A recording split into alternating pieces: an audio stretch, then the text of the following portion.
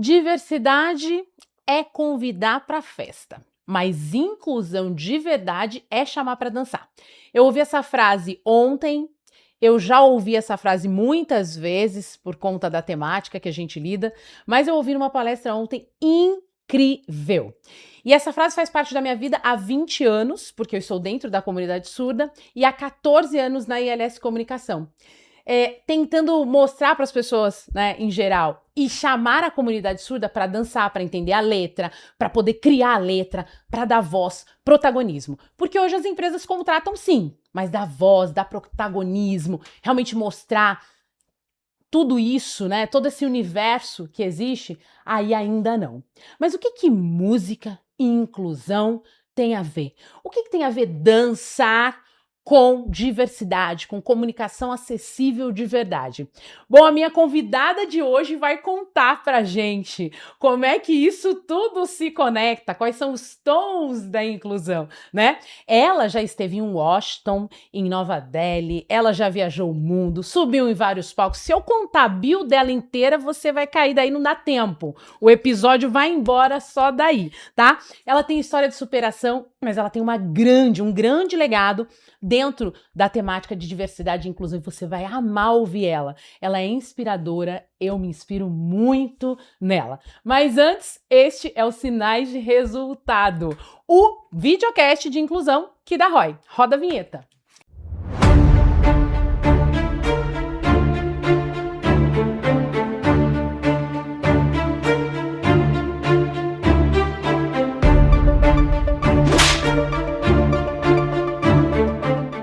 Bom, e ela está aqui hoje e vai me contar quais são os tons da inclusão. Eu começo falando com esta mulher, Mônica Ximenes. Bom dia, Thaís. Que alegria estar aqui. Que prazer te receber, né? Que coisa boa estar aqui. Obrigada pelo convite, tô tão honrada, tão feliz. Gente, ontem eu assisti uma palestra dela e aí já tô aqui com ela de novo e já aprendi aqui nos bastidores, a gente conversando, e agora, né, temos a honra de também aprender juntos aqui. Já começo falando assim, me conta, quais são os tons da inclusão? Como é que a gente mistura dançar, música, tudo isso com inclusão e diversidade? Da onde veio tudo isso? Conta. Eu acho que a arte é uma das coisas que mais unifica as pessoas, né? Porque a gente é pego de surpresa. Tem uma frase do Nietzsche que eu adoro: a música é a única arte que te pega pelas costas. Você não precisa ver para você poder sentir, para você poder apreciar, para você poder se emocionar. Então, em todas as minhas palestras, eu utilizo a música como ferramenta artística para poder conectar as emoções e os sentimentos das pessoas ao conteúdo do que a gente está falando. Então, isso virou uma prática e virou uma marca registrada minha. E por que a música? Porque a minha família é musical, na minha casa a gente aprendeu a cantar antes de aprender a falar. Todo mundo aprendeu a ler partitura, todo mundo teve que estudar instrumento, porque era uma prática da casa. Meu pai era maestro, minha mãe era cantora, então a gente aprendeu a comunicação musical, a gente aprendeu a se expressar musicalmente antes de aprender a oralidade do português. Então a gente sabia cantar, mas mal sabia falar. Tinha umas fitinhas, eu tinha 1 ano e meio, 2 anos, eu sentada no colo do meu pai, meu irmão na outra perna, meu pai tocando piano e a gente cantando. Que delícia. Então a música sempre fez parte da minha vida. Só que eu fui estudar outras coisas, além de ter estudado música há muito tempo, eu fui estudar outras coisas, me tornei uma comunicadora, tenho uma empresa de comunicação, né? Minha empresa faz comunicação, marketing e eventos corporativos. Olha que delícia. E eu já entendi que eu posso comunicar qualquer coisa. Esse é o meu jeito de existir na vida, trabalhar com comunicação. E hoje eu pego os meus conteúdos daquilo que eu tive que trabalhar, estudar, né? Tá muito próximo de CEOs, de CFOs, então eu aprendi a ter que fazer administração, porque eu tenho uma empresa, e transformar tudo isso em conteúdo útil para que as pessoas possam se desenvolver de alguma forma. Então, acho que essa é uma das missões que eu tenho na vida. E a diversidade... Aí que eu ia perguntar, trazer a diversidade para isso, porque eu posso comunicar qualquer coisa, como você disse, mas por que diversidade e inclusão? Por que essa temática? Por que levantar essa bandeira dentro das empresas? Começou de uma experiência muito pessoal. Então, eu posso falar isso publicamente porque eu já contei essa história algumas vezes. O meu irmão, que inclusive é intérprete de sinais, o meu irmão mais novo, é gay. Olha. E contou pra gente um dia, depois de todas as experiências que ele viveu na vida e tal. Meus pais tiveram um monte de desafios com relação a isso. No dia que eu descobri, eu falei: não consigo conviver com isso. Nós éramos uma família extremamente tradicional, batista, Uau. evangélica. E eu falei: eu não consigo lidar com isso, não consigo.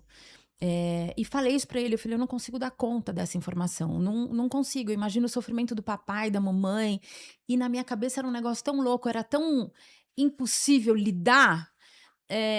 E a vida tem desafios e surpresas que a gente não se dá conta. Sem dúvida. Um dia eu descobri que eu estava com câncer.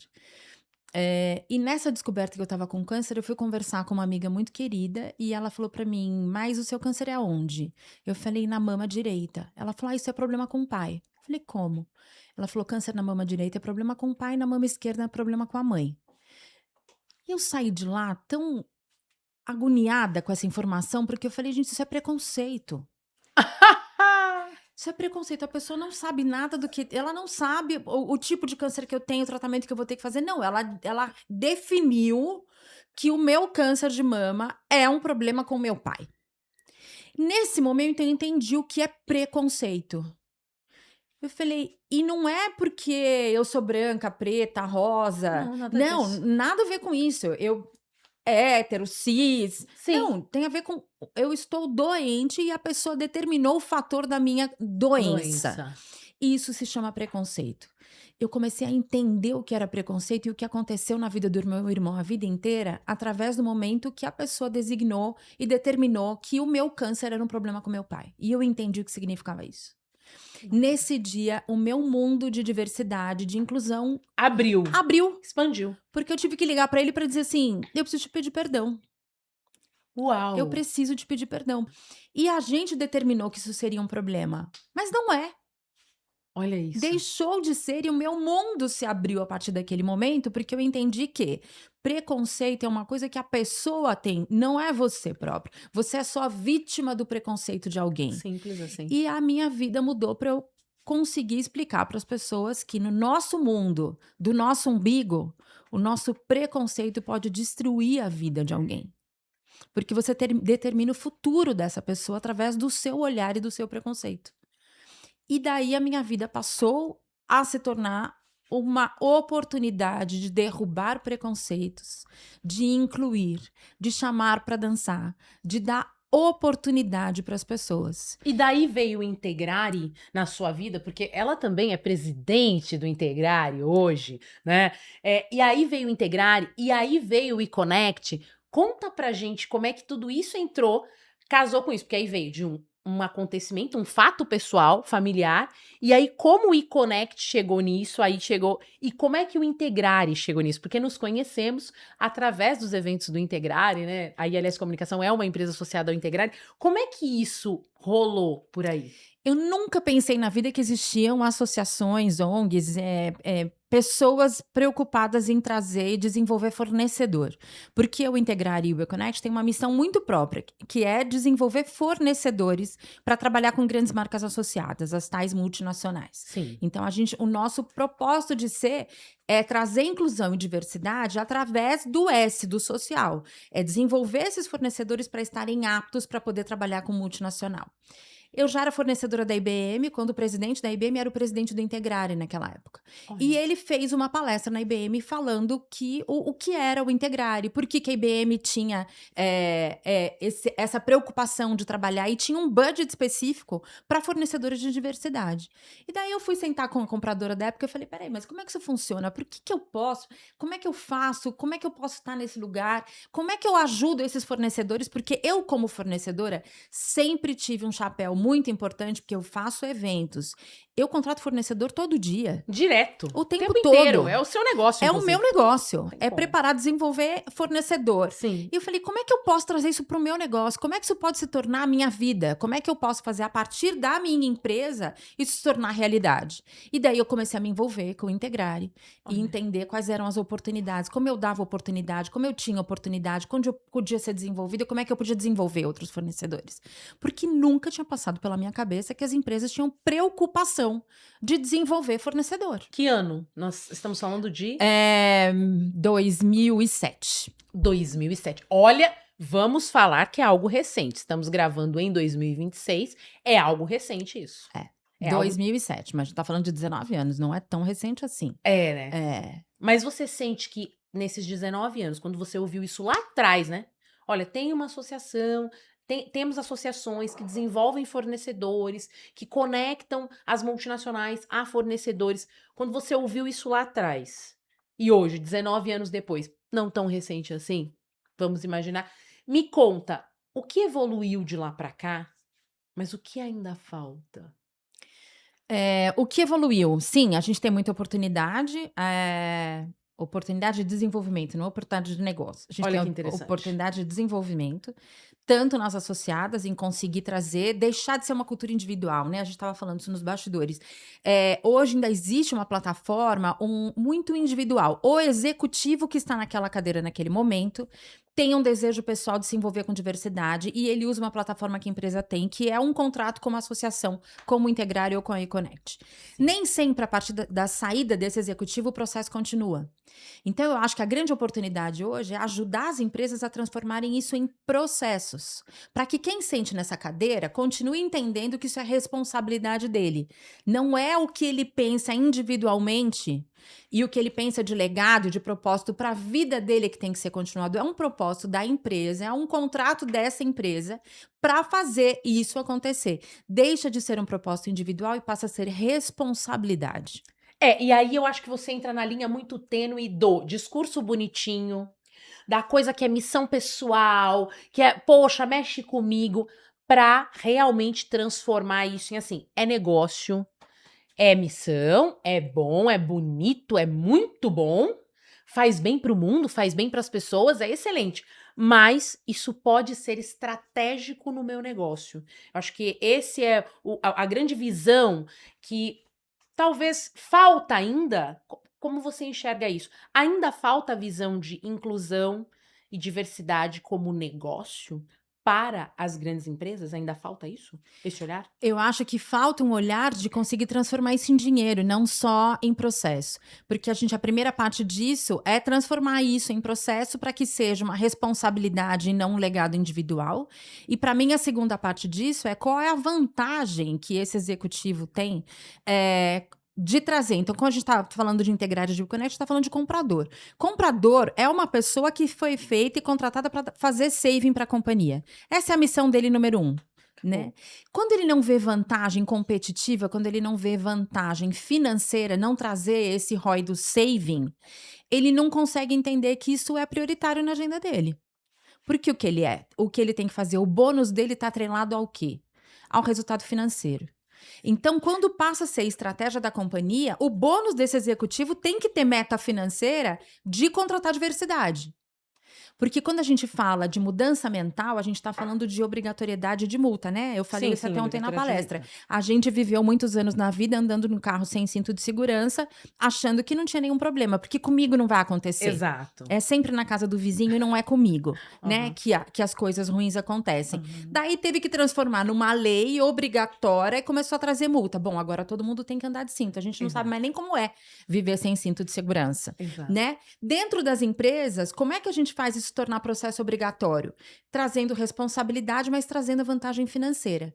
Para a empresa, trazer fornecedores de diversidade é trabalhar com projetos de inovação, é pensar diferente. Porque se eu só contrato o mesmo tipo de fornecedor, eu perco a oportunidade de inovar, de ser criativo, de ter novas ideias. E trazer fornecedores de diversidade é ampliar esse discurso criativo, é ampliar esse discurso inovador. É trazer um projeto e um olhar novo, né? Nós estávamos gravando um projeto na semana passada de comunicação acessível para uma música, por exemplo, né? E aí é toda a questão de interpretação, tradução artística, né? De fato. Música. Nossa. Começamos esse episódio falando de música. E aí, muito interessante, porque, por exemplo, como eu vou trazer isso? Como eu vou traduzir essa música? E aí sentamos num corpo técnico, então nosso diretor técnico, né, o Ivan, não, desse jeito não tá passando a informação. Porque, na realidade, quando a gente fala especificamente de comunicação acessível de Libras, não é simplesmente português sinalizado, né? Não adianta você só dizer aí, eu dizer na mesma ordem. Libras, por ter estrutura gramatical própria, ser um idioma, ela, inclusive, ela tem uma gramática muito similar ao inglês. A ordem da frase é muito similar ao inglês. Então, a ordem em que a gente fala as coisas no português não é a mesma ordem que se sinaliza em Libras, né? E aí, a gente sentou ali no corpo técnico, tá aí, como é que a gente vai passar essa questão? Ah, não, passa isso mesmo. O que quer dizer? Faz sentido este exemplo para um ouvinte, mas para a comunidade surda não vai fazer sentido.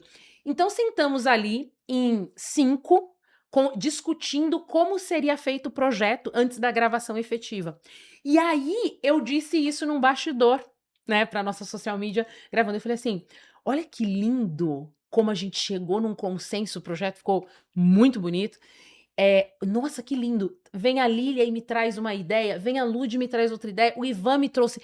Olha, e aí eu acho que tem que ser assim, e a gente juntou 5 pessoas completamente diferentes, 5 profissionais com óticas completamente diferentes, e eu falei, isso é diversidade. Isso é diversidade. A diversidade é capaz de quebrar uma fronteira, porque se só a Thaís era só o olhar da Thaís, mas não, tem o olhar da Thaís, da Lud, da Lília, do Ivan. Olha como isso traz uma outra forma de fazer. E aí um projeto poderia ficar, ah não, ele poderia ficar 60%, ele ficou 100%, ele ficou 150%. Então diversidade de fato, eu acredito muito nisso, nós na ILS Comunicação acreditamos nisso. E aí um case que eu não quero perder, em cima do que você trouxe, é o seguinte, dentro de um cliente nosso, há uns 8 meses, 9 meses atrás, eu atendo esse cliente há 12 anos, essa multinacional. Uma gerente de diversidade e inclusão saiu também. E aí me vem muito forte esse case que você trouxe. Era algo individual ou é uma estratégia da companhia? E aí ela fazia projetos incríveis, a gente tinha projetos maravilhosos, desenvolvidos e co-criados com ela, customizados para esta empresa especificamente. Só que quando ela saiu, a cadeira ficou vaga e teve um processo interno e entrou uma nova profissional há uns 6 meses atrás. Mas me pergunte se o ritmo de projetos e de ações e de iniciativas em comunicação acessível dentro dessa empresa é o mesmo. Não é. E aí, eu creio que a chave, o que você trouxe é, vamos criar um processo onde diversidade e inclusão, onde essas ações de comunicação acessível, que é um dos pilares de diversidade e inclusão, sejam realmente parte da estratégia da companhia. Como tangibilizar isso, Mônica? Como fazer com que... Ah, então tá. Ok, isso é a estratégia da nossa companhia. Como é que esse comprador, vamos falar especificamente, ele traduz isso em, ó, tá aqui, ó, você me deu esse orçamento e eu te trouxe este retorno. Como ele explica isso? Como ele tangibiliza isso na sua visão? Eu acho que uma das estratégias que é o que mais funciona é colocar na meta do bônus do comprador, da área de compras. Isso é fantástico. Porque não basta ele incluir, uma das metas é ele incluir fornecedores de diversidade nas concorrências.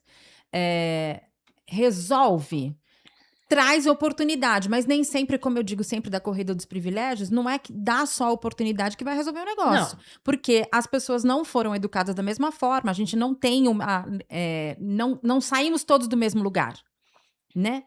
Então, quando a gente traz essa primeira meta, ela é importante, é uma meta quantificável. Então, quantos fornecedores de diversidade foram envolvidos, é uma meta quantificável. Tá. A segunda meta quantificável é o quanto de volume de compras você fez com fornecedores de diversidade. Porque daí você está incluindo, está trazendo para dançar. Porque quando está na meta da área de compras e do comprador, o variável da remuneração dele é fazer negócios com diversidade, porque daí ele vai ter que preparar fornecedor de diversidade para poder trabalhar com ele. Então, ele vai pensar como é que ele vai dar treinamento, como é que ele vai capacitar esse fornecedor. Deixa de ser só uma meta financeira de quanto ele vai criar de saving para a companhia, para ele pensar que para eu poder me desenvolver na minha carreira, para eu poder ser visto, eu tenho que bater todas as metas, eu tenho que ter um bônus adequado a isso. Quando eu tenho que treinar e capacitar um fornecedor de diversidade, eu começo a olhar para ele e fazer negócio com ele. Excelente, maravilhoso. Essa é ouro, hein? Essa é corte total, é ouro. Isso aqui foi ouro, eu amei. Agora, me conta uma coisa, entrou da porta pra dentro. Vamos lá, então tá claro, vamos pra jornada. Então entrou da porta pra dentro, existe um fornecedor diverso ali dentro e ele tá, enfim, fazendo acontecer. Me fala um pouco sobre a diversidade interna ali dentro, né? Então, investimos num fornecedor diverso que trouxe diversidade ali para dentro, que trouxe comunicação acessível. Por exemplo, né? Enfim, nosso caso, o caso como vocês, eu trouxe comunicação acessível ali para dentro, eu trouxe diversidade e inclusão ali para dentro. Mas como é que eu mostro esse resultado além deste programa de compras, na sua visão? Como é que eu mostro esse resultado além do programa de compras? Ou seja, a gente investiu aqui em diversidade e olha no que se transformou isso? Como é que esse projeto, ele ecoou, ele equalizou dentro da companhia? Existe como a gente mostrar isso? Porque resumindo, o que eu quero dizer? Bom, eu contratei a ILS Comunicação. Eu trouxe aqui para dentro. É uma empresa diversa, é um fornecedor diverso e a gente está tratando a temática de diversidade e inclusão. Estamos aumentando os indicadores de ESG, estamos colocando no relatório, mas como é que isso se resume? Eu tangibilizo isso para esse executivo dizendo assim, ó, eu investi, sei lá, 1 milhão nisso e isso nos retornou em 1,5 milhão, por exemplo. Tem como a gente fazer isso? Eu acho que depende da natureza da empresa, e do nível de maturidade dessa empresa. Muito bom. Ontem, quando a gente ouviu o diretor de compras da Dow Química falando que ele, um dos principais não, mas uma das características quando ele entra em concorrência com outras empresas do mesmo segmento, ele tem relatório de diversidade, ele mostra o que a empresa está fazendo, e isso deixa de ser só a responsabilidade da Dow e passa a ser vantagem competitiva para a Dow. Uau, é isso! Aí, para mim, é o trigger. Aí a gente está falando de processos de empresa com maturidade para entender que na concorrência, porque tá todo mundo vendendo e comprando alguma coisa. Todo mundo. Nosso comprador que está comprando o nosso serviço também está em concorrência para ele poder trabalhar com. Ele está vendendo alguma coisa. Claro. Entendeu? Então, quando ele entende que isso é vantagem competitiva no processo de concorrência dele com os clientes, com os concorrentes dele, ele consegue entender, de fato, eu preciso fazer alguma coisa. Porque isso para ele também é importante quando ele vai discutir num processo de concorrência. Quando ele vai vender e ele deixa de ser só o comprador, quando ele é o vendedor, ele se destaca no processo de concorrência porque ele está incluindo e trazendo diversidade, trabalhando ESG. Fantástico. A marca dele se desponta de outra forma. A marca dele é vista de outra forma para o mercado onde ele está inserido, onde ele é o vendedor e não só o comprador. Fantástico, anotado. Inclusive, quero esse corte para mim só para mim. Maravilhosa. Você fala disso com muita propriedade por você ter uma empresa diversa, né? Você tem uma empresa diversa, um time diverso. E você mesma, né, ser proprietário de uma empresa diversa, fazer parte, né, do que antigamente era a minoria, porque somos a maioria, Isso. Né, de uma empresa de mulheres e tudo mais. E você vivenciou isso na pele, de ser chamada, né, de ser contratada. Sua história moldou a sua voz, né? Essa é uma frase que você usa muito, né? Inclusive sendo mentorada por Luísa Helena Trajano. Que minha coisa querida. Linda! Como é que isso transformou o seu negócio? Como é que isso transformou o seu negócio e a Mônica em si? A partir do momento que você teve a oportunidade e realmente alguém que fala assim, não, vem dançar que eu pego na tua mão e te ensino o passo a passo. Como é que foi isso? O que transformou na Mônica empresária e para a tua empresa, né? Me conta. Eu tenho a bênção de ter sido escolhida em alguns programas de mentoria. Então, quando a gente está falando de fornecedor de subrepresentado, né, de fornecedor de grupos subrepresentados, a gente está falando dessa capacitação e treinamento. E eu tenho a alegria de ter sido beneficiada de muitos desses programas. Lá eu entendi como é que eu escalava, como é que eu deixava de ser uma pequena empresa, porque eu comecei a entender como uma grande empresa funciona. Quando uma empresa começa a trazer os seus executivos para poder treinar marketing, vendas, comunicação, compras. Eu não sabia nem o que era uma área de compras, porque todo meu produtor comprava, eu não precisava ter um comprador, né? Então, quando eu comecei a entender como o meu cliente era, né? Porque eu queria vender para Dow, eu queria vender para Monsanto, eu queria vender para BASF, eu queria vender para IBM, para todas essas empresas. E eu não entendia o que me diferenciava para ele poder querer comprar o meu trabalho. Quando eu comecei a entender a metodologia de como essas empresas funcionam, de conhecer esses compradores, de conhecer esses decisores de marketing, desse grupo C-Level, eu comecei a mudar os meus processos para me adequar àquilo que para eles era vantagem competitiva. Então, é muito importante que as empresas que sejam associadas a esses programas tragam mentoria, desenvolvimento e capacitação para os nossos fornecedores. Porque aí você consegue se enxergar maior, você empodera um fornecedor para que ele não tenha medo de entrar numa sala e discutir com o comprador de uma multinacional. E ele é capaz de produzir tanto quanto uma empresa, um fornecedor que não é diverso. Mas ele é ameaçado por uma sociedade, ele não consegue enxergar que ele tem potencial para isso. Mulheres têm a coisa da síndrome de impostora, né? O primeiro prêmio que eu ganhei na vida, eu olhei pro lado e falei assim... Imagina, gente, síndrome de impostora? Conta aqui nos comentários se você tem a síndrome de impostora, se você já passou por isso, ou você é um ET, ou você é um ET. Isso. É uma característica do feminino, né? Porque, historicamente, nós fomos castradas, né? A gente não tinha as mesmas oportunidades dos homens. Sim. Então, a gente vive o processo da síndrome de impostora na realidade. Eu falei, eu ganhei, graças a Deus, alguns prêmios, graças a Deus, e trabalho. Claro. Muitos prêmios, como empreendedora global e tal, em alguns lugares do mundo. E o primeiro que chegou, eu lembro que estava com uma amiga sentada, 2 amigas especificamente sentada, a gente estava num restaurante, chegou o e-mail e eu fui ler, e eu falei, erraram. Mandaram o prêmio errado. A síndrome de impostora gritando. Mandaram o prêmio errado. Eu falei, eu não faço nada diferente dos outros, por que eu vou ser reconhecida por isso? Meu Deus, Mônica. Eu não tenho capacidade. O prêmio era em Washington, eu ia receber o prêmio do chanceler da ONU. Então, gente, é isso, a Bill. Eu falei, não é possível que isso tenha acontecido, eu não fiz nada demais. Não Quem acredito. sou eu nesse rolê pra poder ir parar em Washington e receber um prêmio? Quem sou eu nesse rolê é ótimo. Na fila do pão. Não é possível. Então, quando eu comecei a entender que as empresas premiam, sim, por capacidade, por oportunidade de entender o treinamento, porque não é todo mundo que consegue vivenciar todos os traumas desses fornecedores, de acesso à sociedade, não é só do fornecedor. Já começa daí, né? O cara não sabe nem que roupa ele coloca. Como é que ele entra para discutir numa sala? Ele não sabe como esse comprador vai comprar, o que vai pedir. Olha, vai ter que me pagar em 120 dias. E agora? Onde eu arrumo dinheiro? Não, ao invés de me comprar 10 unidades, ele quer comprar 8 mil. E agora? Onde eu arrumo 8 mil? Visto que eu tô acostumada a vender 10 e vender 100. Então, esse processo de você conhecer a multinacional e a multinacional dar acesso a esse fornecedor, transforma a sociedade, porque você começa a se enxergar. Não, e você tá contando uma coisa aí que eu tô achando muito interessante, porque assim, nós conhecemos o Integrar e recentemente a WeConnect, enfim, recentemente, 1 ano e meio, 2 anos, mas recentemente. E é engraçado porque nós estamos há 14 anos no mercado. E no ano de 2006, especificamente, nós passamos por este processo como empresa normal. Não sou normal, né? Não somos uma empresa diversa. E aí passamos por este processo.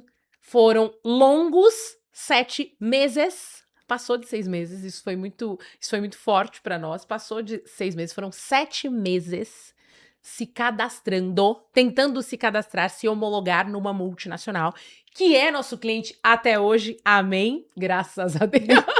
Mas assim, foram 7 longos meses tentando se homologar ali dentro para poder fornecer comunicação acessível como a gente leva. Hoje a gente atende ela a nível Brasil, mas foi muito cansativo o processo. Então, quando você fala assim, realmente, ter acesso a um programa de mentoria onde você é treinada para isso é muito melhor, porque a gente aprendeu ali na raça, suor e lágrimas caindo ali para poder, então, colocar. E aí, eu entro muito nessa questão que você mencionou, que é uma pessoa individualmente, profissional individualmente, falou assim, vem cá, eu vou te ajudar aqui, ó, então.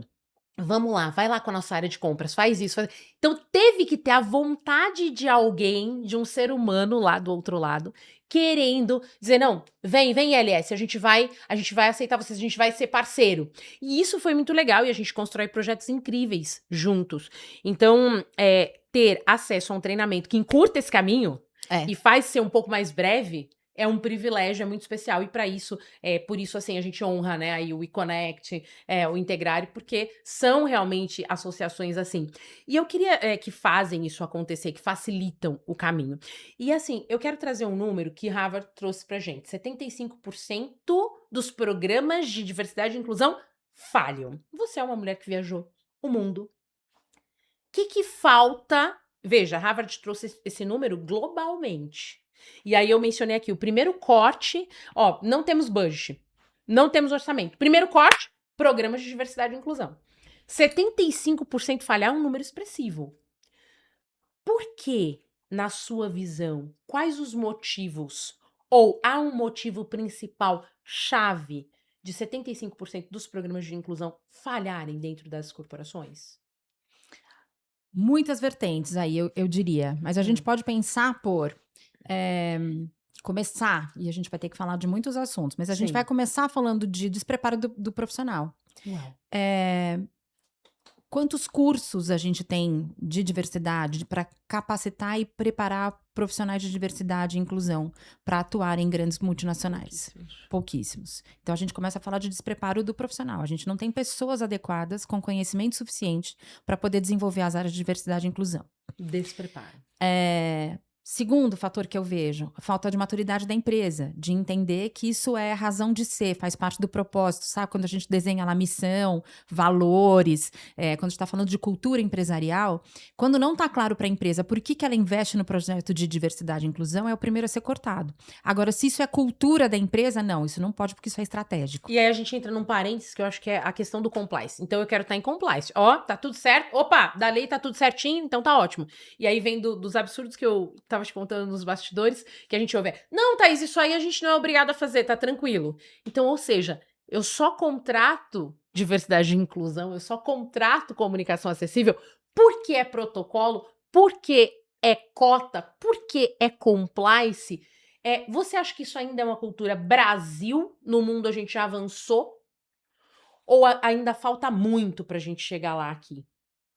Eu acho que a gente avançou muita coisa no Brasil nesses últimos anos todos. A gente está falando de leis que protegem, a gente está falando de leis que incentivam. Claro. Então, eu acho que o Brasil é uma mola propulsora disso para o mundo. Eu conheço executivos muito comprometidos. Lindo. E que têm feito esse trabalho de uma forma muito brilhante. Mas a gente vê alguns executivos que estão cuidando da agenda enquanto tá lá no bônus dele, enquanto tá lá, e depois que ele não tem mais isso, quando não é uma cultura da empresa, deixa de ser valor para ele, ele deixa de fazer. No mundo, a gente está falando de um retrocesso nesses últimos 18 meses, quando a gente está falando de diversidade. Não tem como negar esse fator, Sim. né? Os Estados Unidos é uma potência mundial que governa o mundo de alguma maneira. E quando houve um retrocesso em diversidade, que era um valor para o país e deixou de ser um valor para o país, deixou de ser um valor para a força laboral, deixou de ser valor para a indústria de serviço, para todas as indústrias. E a gente é reflexo disso do lado de cá, porque a gente trabalha com multinacional, cortou lá, cortou aqui. Claro, claro. Então, quantos profissionais, que inclusive eram bons profissionais, que estão no mercado hoje fazendo outra coisa, porque deixou de ser cultura da empresa, deixou de ser valor da empresa, deixou de ser obrigatoriedade, deixou de ser feito. Então, a gente vem de uma onda desses últimos 18 meses, que é um retrocesso no nosso processo. E daí a gente consegue descobrir qual é a empresa que está madura, quem são os profissionais de verdade, quem estava comprometido com a alma, não só com o bolso, né? Além das cotas, além das leis, Além além do disso. compliance. Então, a gente está descobrindo agora momentos de maturidade novos que são desafiadores para o mundo da diversidade. E a gente espera que essa onda passe. Porque vai passar. Com certeza. Com Entendeu? certeza. Vai passar. O Brasil não fez esse retrocesso. Então, a gente viu o retrocesso nas empresas multinacionais, mas o Brasil não retrocedeu. Exato. E por isso a gente continua falando de diversidade e inclusão, porque não foi um discurso calado no Brasil. Foi calado lá fora, mas no Brasil não foi calado. Ele deixou de se tornar prioritário para as empresas multinacionais, mas não para o nosso país. Então, a gente ainda vê iniciativas e estratégias que privilegiam, que trazem acesso e oportunidade para quem precisa. Onde faz de fato a mudança? Quando a gente está vendo a empresa estar comprometida. onde a gente vê isso na missão da empresa, onde a gente vê isso no legado que a empresa constrói.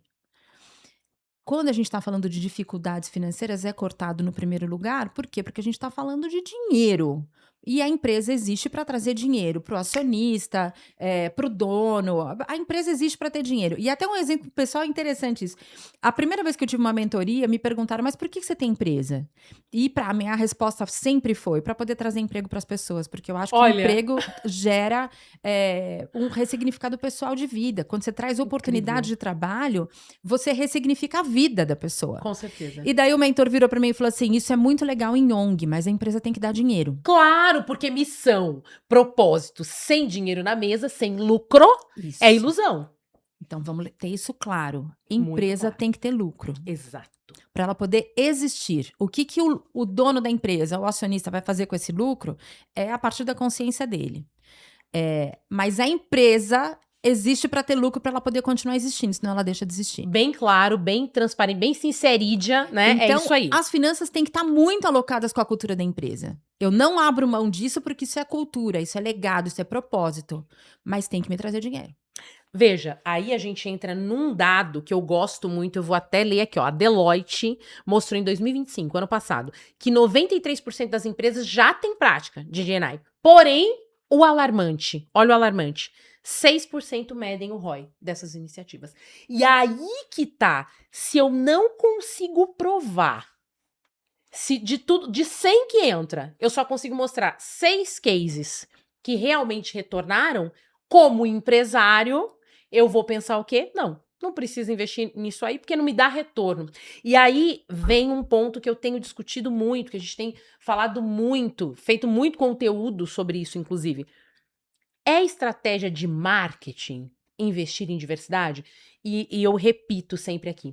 Quando você pensa em diversidade e inclusão, quando você pensa nos públicos atingidos, a gente pensa assim, vou fazer marketing inclusivo. Tá aí um ponto que eu ouço pouco se falar disso.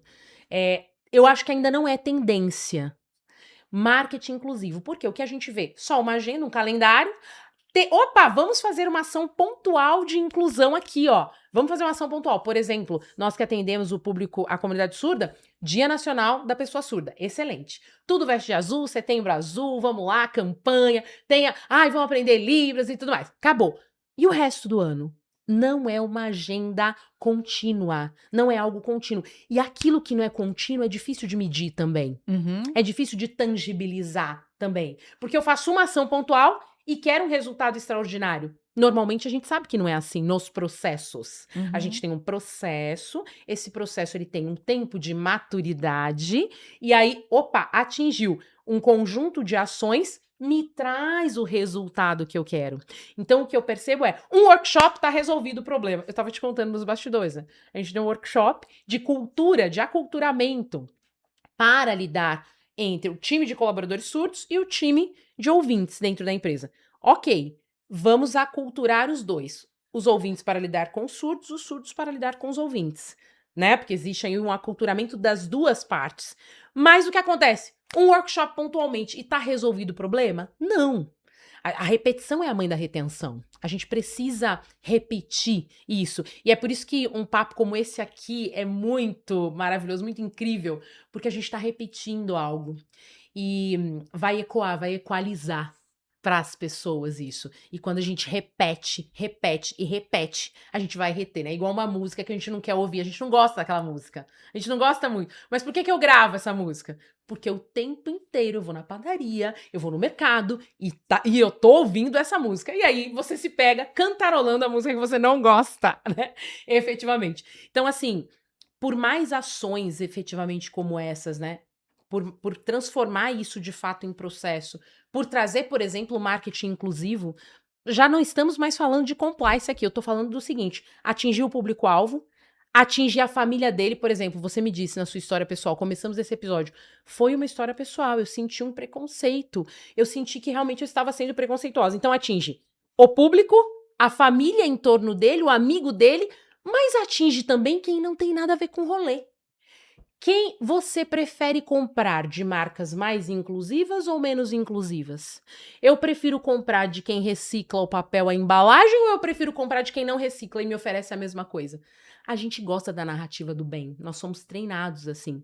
Então, consumidores que não têm nada a ver com o Genai, mas que ação legal, que bacana isso que você faz, querem comprar dessa marca.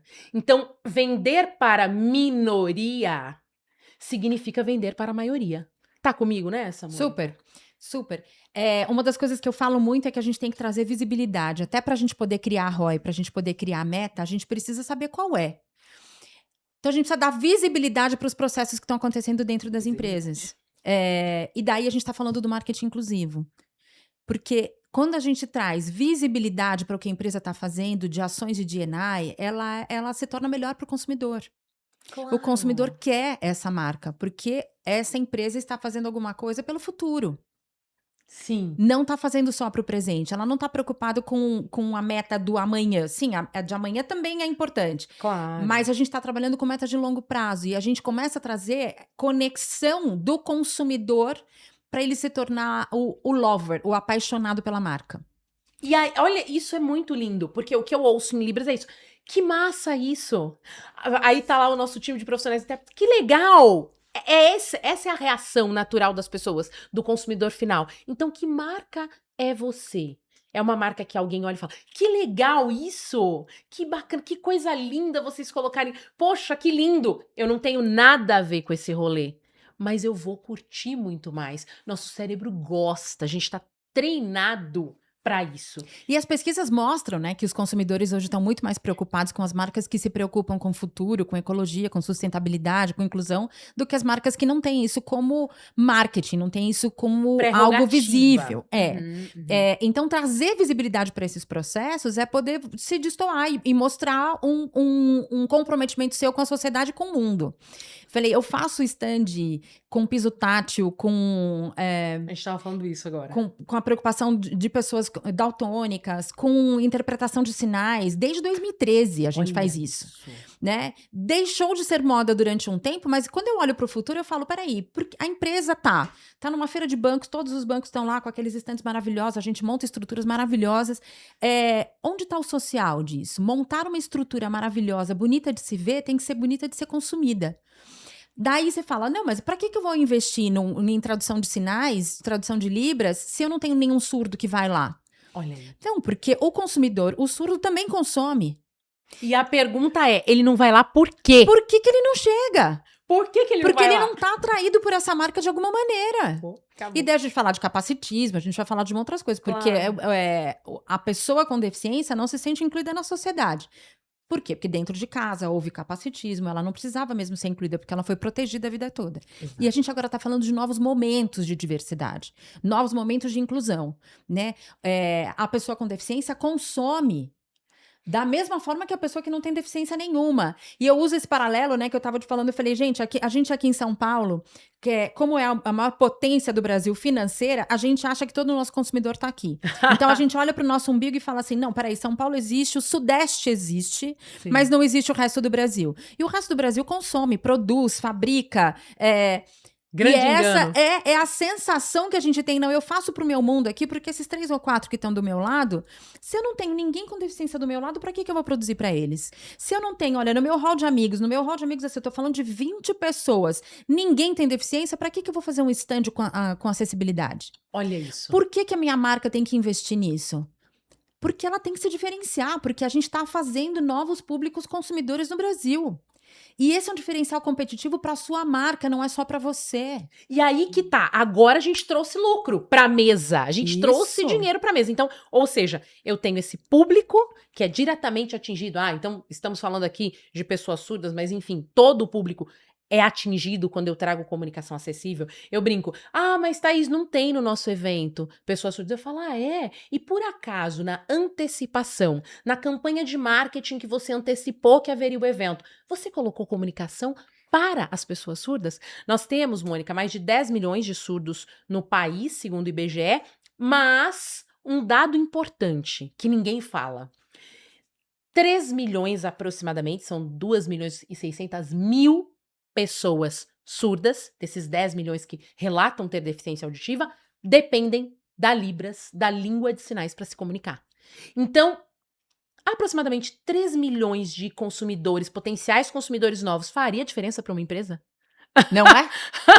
Faria diferença para sua marca? E aí que tá. Quando a gente fala aproximadamente 3 milhões de consumidores, esse é o público central. Mas e a família?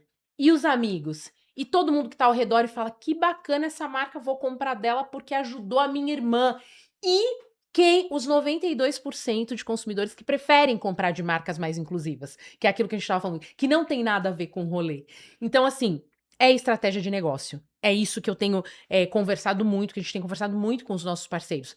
É uma estratégia de negócio. Se você é comprador de marketing, inclusive ontem bati um papo com uma compradora que está cuidando do marketing, eu disse para ela, não vamos fazer uma ação pontual, vamos pensar num projeto contínuo, porque você vai atrair este novo público.